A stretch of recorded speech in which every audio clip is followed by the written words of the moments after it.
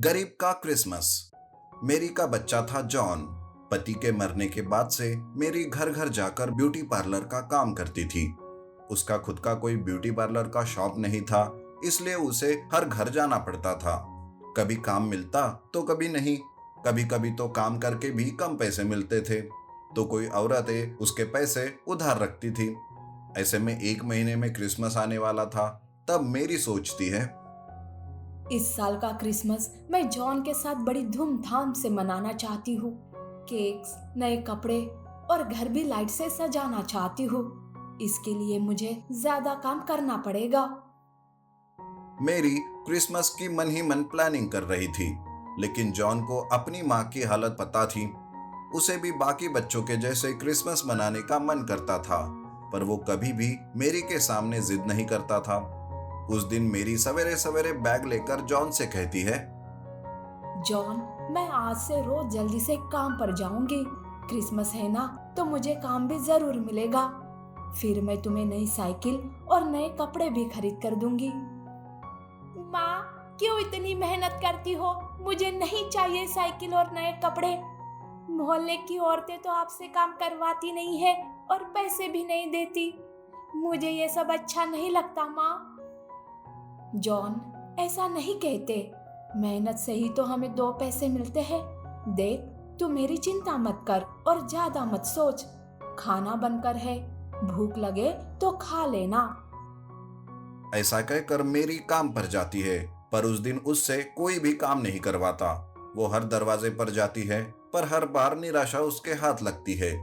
बिना काम के ही मेरी के कुछ दिन निकल जाते हैं, जिस वजह से आज वो काम पर जाते वक्त गॉड से प्रे करती है। God, please help me. आज कोई ना कोई काम जरूर दिला दे। मैं जॉन से किया वादा पूरा करना चाहती हूँ। प्रेयर करके वो काम पर चली जाती है। उस दिन वो मरियम नाम के औरत के घर जाती है। तब मेरी को मरियम काम देती है। मरियम को मेरी का काम बहुत पसंद आता है। वो कहती है, मेरी, वाह, तुमने तो सब काम कितने अच्छे से किया। मेरा फेशियल तो एक नंबर हो गया। आज तक किसी ने मेरा ऐसा फेशियल कभी नहीं किया। मेरी, आज से मैं तुमसे ही फेशियल करवाऊंगी। तुम खुद का ब्यूटी पार्लर क्यों नहीं खोलती? मैडम, वो महीने का किराया और बाकी सब खर्चा करने के लिए मेरे पास पैसे नहीं है। पर मैं खुद का ब्यूटी पार्लर खोलना चाहती हूँ। अगर गॉड ने चाहा तो वो भी जल्दी ही शुरू कर दूंगी।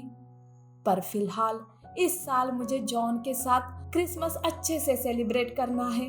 Thank you very much madam. Mariam खुशी से मेरी को पैसे देती है। मेरी को जेनिफर के घर से भी काम मिलता है, पर जेनिफर बड़ी ही लालची औरत थी। वो हमेशा अपने पैसे बचाने के फिराक में रहती थी। मेरी अपना काम अच्छे से करके पैसे मांगती है। तब जेनिफर कहती है, अरे शिट, ये क्या किया मेरी? देखो, मेरा फेशियल और आईब्रोज बिगाड़ दिए तुमने। मैं तुम्हें किस बात के पैसे दूं? No no, you are not doing good job. Get out. काम अच्छा होने पर भी वो मेरी को पैसे नहीं देती। इसी तरह से मेरी को कुछ अच्छे तो कुछ बुरे लोग मिलते हैं। ऐसे ही दिन बीत जाते हैं। कुछ पैसे मेरी के पास इकट्ठा होते हैं। तब मेरी पैसे देखकर खुशी से जॉन को बाजार लेकर जाती है। वो दोनों साइकिल की दुकान में जाते रहते हैं कि तभी एक चोर मेरी का पर्स चुरा कर भागता है। मेरी और जॉन चोर चोर कहते हुए उसके पीछे भागते हैं, लेकिन चोर उनके हाथ नहीं लगता। मेरी रोने लगती है, लेकिन जॉन उसे दिलासा देते रहता है कि तभी मेरी को एक और बच्चे की रोने की आवाज आती है। अरे, लगता है आसपास एक बच्चा रो रहा है। अरे, पर बच्चा कहाँ है? कहीं दिखाई नहीं दे रहा।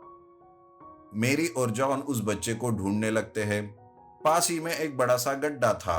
उस गड्ढे की तरफ कोई आता जाता नहीं था। उसी गड्ढे में वो बच्चा फंसा हुआ रहता है, जिसकी उम्र भी लगभग जॉन के जितनी ही थी। तब मेरी जैसे तैसे करके बच्चे को गड्ढे से बाहर निकालती है। जॉन पानी लाता है। पानी पीकर बच्चे को अच्छा लगता है। तभी भागते हुए वहां जेनिफर आती है। वो बच्चा जेनिफर का ही था। मेरी ने उसके बच्चे की जान बचाई थी।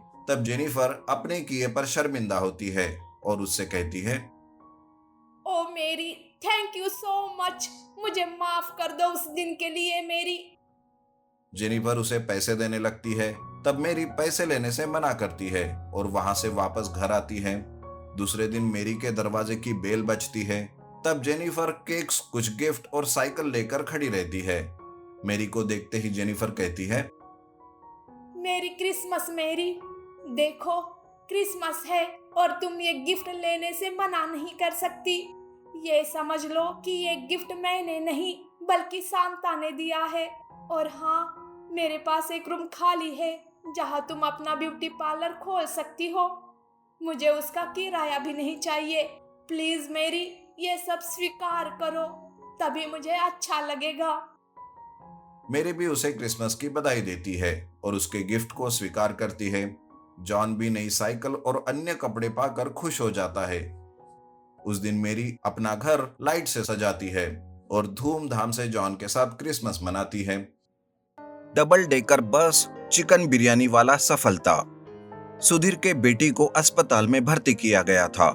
नर्स ने सुधीर से फीस भरने के लिए कहा था, लेकिन सुधीर के पास पैसे नहीं थे। तब वो सोचता है, फीस नहीं भरूंगा तो अस्पताल वाले मेरी बेटी का इलाज नहीं करेंगे। नहीं नहीं, मैं अपनी बेटी को कुछ नहीं होने दूंगा। मैं अभी अपने मालिक के पास जाता हूँ। दरअसल सुधीर एक होटल में कुक का काम किया करता था। वो चिकन बिरयानी बनाने में बहुत माहिर था, लेकिन उसका मालिक बहुत ही निर्दयी था। उस दिन सुधीर दोपहर को मालिक के पास जाता है और उससे 5,000 रुपए मांगता है। तब उसका मालिक उसे कहता है, अरे सुधीर, एक तो पहले ही देर से आया और ऊपर से पैसे भी मांग रहा है। तुम्हें तो शर्म भी नहीं आती। लेकिन तुमने अगर चिकन बिरयानी बना कर दी तो मैं तुम्हें पैसे दे सकता हूँ। जल्दी से काम पे लग जाओ। ये सुनकर सुधीर सोचता है कि पैसे मिलेंगे तो बेटी का इलाज भी हो जाएगा। बस ये बात ध्यान में रखकर वो चिकन बिरयानी बनाने लगता है। शाम तक पूरा काम हो जाता है। तब सुधीर फिर से अपने मालिक से पैसे मांगता है। तब उसका मालिक कहता है, अरे क्या रे, पैसे पैसे पैसे, महीना अभी तक पूरा भी नहीं हुआ है और पैसे मांग रहा है। चल जा यहाँ से, नहीं मिलेंगे पैसे वैसे। लेकिन मालिक, मेरी बेटी का इलाज रुक जाएगा। उसकी तबीयत बहुत खराब है, वो अस्पताल में भर्ती है। मालिक, थोड़ा तो रहम करो, नहीं तो जितने दिन मैंने काम किया उतने दिन के तो पैसे दे दीजिए। इस तरह सुधीर अपने ही मेहनत के पैसों के लिए अपने मालिक के पास भीख मांगते रहता है। लेकिन मालिक तो बहुत ही निर्दयी था। अपना काम करवा के वो उसे वहां से भगा देता है। बेचारा सुधीर दुखी मन से एक पेड़ के नीचे बैठा रहता है।